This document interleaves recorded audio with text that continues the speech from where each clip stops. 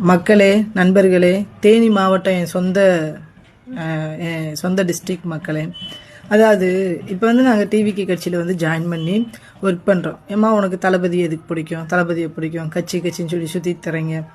சில பேருக்கு சில கேள்விகள் இருக்குது, சரிங்களா? சொன்னால் எந்த இடத்துலையும் நான் ஒரு ஆசிரியர் படித்து முடிச்சிருக்கேன், நான் ஒரு கோச்சிங் சென்டர் நடத்திருக்கேன். ஸோ போலீஸ் எக்ஸாம் நடத்தி இப்போ வீட்டிலேயே ஒரு 20 பேரை காவல்துறை அதிகாரி ஆக்கியிருக்கேன்.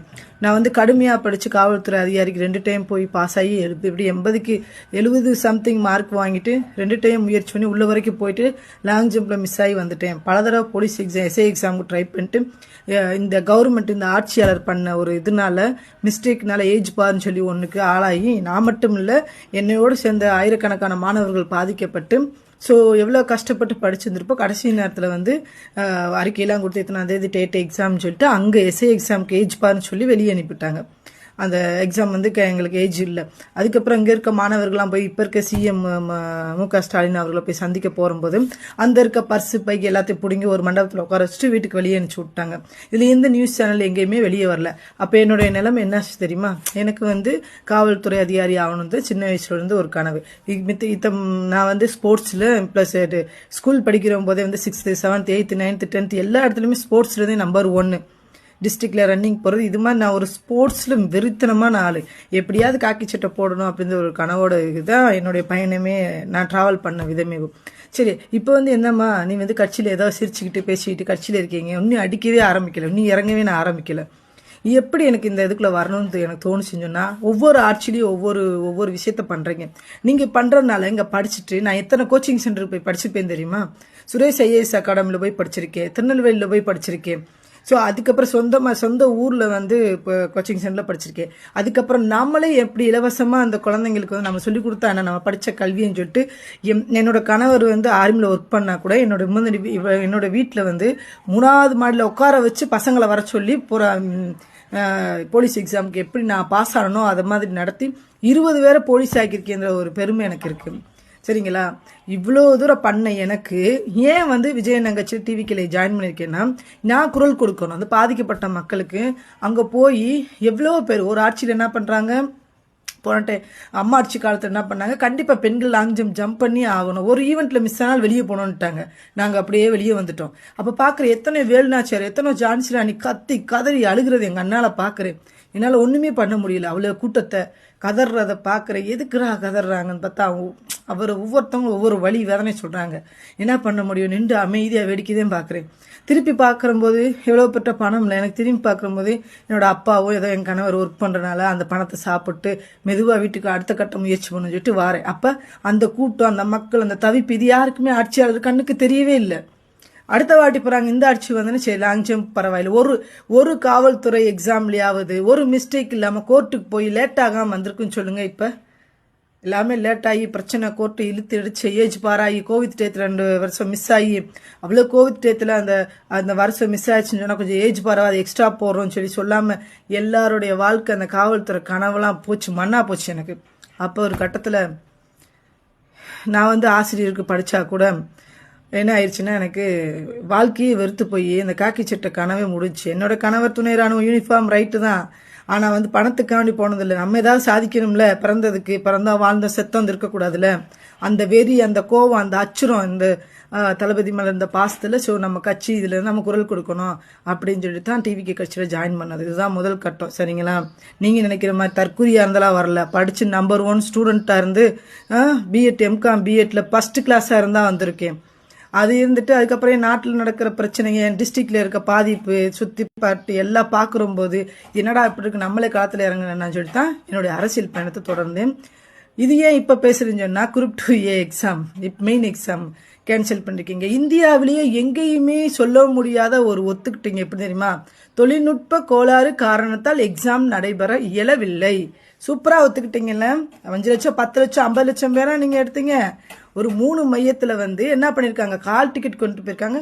அங்கே போய் உங்களுக்கு தெரியும், ஒரு குறிப்பிட்ட நேரத்தில் எக்ஸாம் கால்குள்ள உள்ளே போகணும். அங்கே போனால் அவங்க நம்பர் எதுவுமே இல்லை. அப்போ என்ன பண்ணிட்டாங்க, இன்னொரு இதுக்கு போங்கன்னு சொன்னால் அங்கே போய் நம்பரே இல்லை. இப்படி 3 எக்ஸாம் அவங்க அந்த கால் டிக்கெட்டில் இருக்க நம்பரை கரெக்டாக சரி பண்ணி பார்க்க முடியாமல் தொழில்நுட்ப காரணத்தால் எக்ஸாம் இயலவில்லைன்னு சொன்னால் எப்படி இருக்கீங்க நீங்கள்? உங்களுக்கு வந்து நாங்கள் சயின்ஸு, சோசியல் சயின்ஸு, பாலிடிக்ஸு, அது இது வந்து நம்பர் ஆஃப் சிஸ்டம் அனலைசிஸ் ஃபுல்லாக படித்து கரண்ட் ஈவெண்ட்டு என்ன முதல்வர் திட்டம் என்ன பண்ணுறாங்க, முதலமைச்சர் என்ன பண்ணுறாங்க, கரண்ட் சிக்க பிள்ளைக்கு பூரா எப்படி எழுதி அதோட வலி வேதனை எனக்கு தெரியும். ப்ரிலிம்ஸில் பாஸ் ஆகி மெயின்ஸுக்கு வரும்போது அப்போ என்ன பண்ணுறீங்க, மெயின்ஸுக்கு வரும்போது இல்லை பிள்ளைய கனவோட உட்காந்து எழுதின பிள்ளைகளை இப்போ அதெல்லாம் எழுதிட்டாங்க. சும்மா வதந்தி கிளப்புவாங்க இல்லையா. இப்போ எக்ஸாம் எழுதிட்டு இருக்கோம், அங்கே 3 மையத்தில் ஸ்டாப் ஆயிருக்கு. இங்கே இருக்க பிள்ளைங்க என்ன நினைப்பாங்க, எழுதிட்டு இருக்கும் போதே அவனுக்கு எக்ஸாம்லன்னா மனநிலை எப்படி இருக்கும், கஷ்டப்பட்டு படித்தவனுடைய மனநிலை எப்படி இருக்கும். அவ்வளவு நீங்கள் ஈஸியாக அவங்களுக்கு போச்சு. மொத்தமே வருஷத்துக்கு ஒரு 6 எக்ஸாம் தானே இந்த இது நடத்துறீங்க நீங்கள். அதை கூட உங்களால் பார்த்து கவனமாக அந்த எக்ஸாம் நடத்த முடியல. ஒரு எத்தனை வருங்க வருது, 10 லட்சம் 15 லட்சம் பேர் வந்தாங்க. ஒரு எப்படி 9,000 பேர் தான் சம்திங் வந்திருக்கு. 9,000 பேர் மிஞ்சி போனால் அந்த கால் டிக்கெட்டை சரிப்படுத்தி அங்கங்கே கரெக்டாக எக்ஸாம் நடத்த முடியலண்டா அப்போ நீங்கள் எவ்வளோ தூரம் விழிப்புணர்வாக இருக்கீங்க, அப்போ எவ்வளோ தூரம் படித்தவங்களை கொடுமைப்படுத்துறீங்க. ஏங்க படித்தவனுக்கு தேங்க தெரியும், படிக்காமல் உட்காந்துக்கிட்டு ஆட்சியை ஆண்டுக்கிட்டு படித்தவங்களை ஏங்க கொடுமைப்படுத்துறீங்க. அதனோட விளைவு தாங்க இப்போ நான் பேசிக்கிட்டு இருக்கேன். எதுக்கு இந்த கோவம், எதுக்கு கச்சிரும், சிரிச்சு பேசிகிட்டு இருந்தேனே.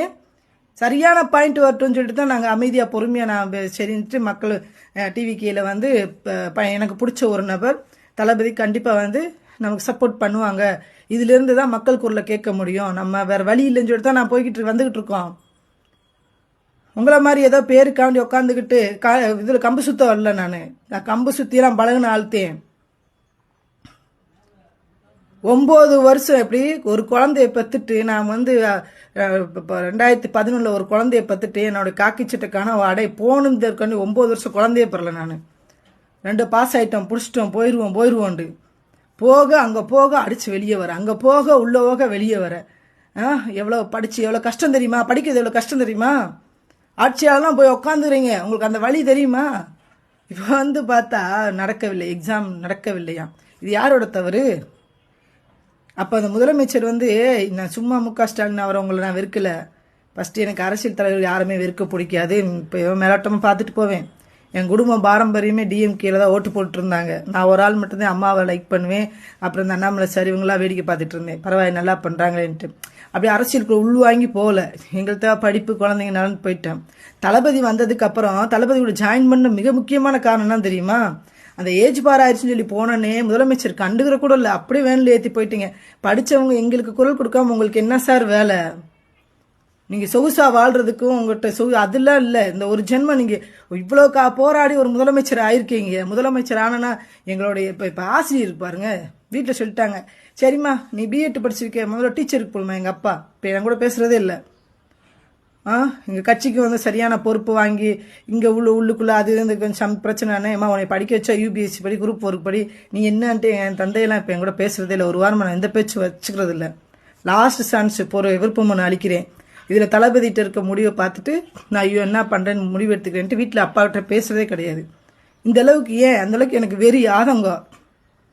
அரசியலில் வந்து சம்பாதிக்கணும், அரசியலில் வந்து 200 ரூபாய்க்காண்டி உட்காந்து சாப்பிட்டு போகணுங்கிற எண்ணம்லாம் இல்லை.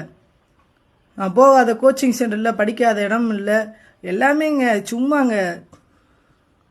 இதெல்லாம் ஆட்சியாளர் பண்ணுற ஒரு சின்ன விஷயத்த நியூஸ் சேனல் அப்படியே பரப்புறீங்கல்ல, எவ்வளோ பெரிய மிஸ்டேக் நடத்திருக்கீங்க. உங்களுக்கு அதை விட என்ன வேலைங்க. படித்தவங்களாம் என்ன பண்ணுறது, உட்காந்து சோசியல் மீடியாவில் உட்காந்து அசிங்கசியமாக ஏதாவது இப்போ கம்பு சுற்றிக்கிட்டே இருக்க வேண்டியதை மாற்றி நீ பெரிய ஆள் நான் பெரிய ஆள், நீ ஆம்பளை நான் ஆம்பளண்டு, வேறு என்ன பண்ண முடியும்.